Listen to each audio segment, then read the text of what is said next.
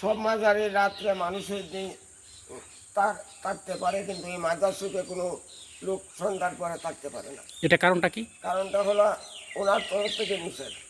যিনি শুয়ে আছেন আল্লাহর উনি, ওনার তরফ থেকে নিষেধ যে সন্ধ্যার পরে কোনো লোক এখানে থাকা সম্ভব না।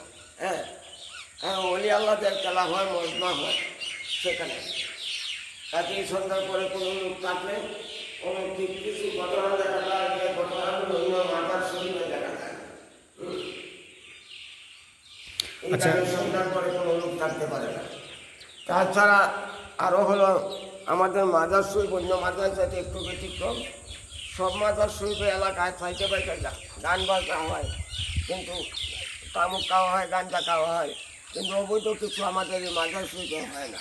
হ্যাঁ, শুধু একমাত্র কোরআন তালাওয়াত, মিলাদ, দোয়া। এই মাজার হলো পবিত্র মাজার, অন্য মাজারের চাইতে একটু ব্যতিক্রম। আচ্ছা আচ্ছা, ধন্যবাদ আপনাকে।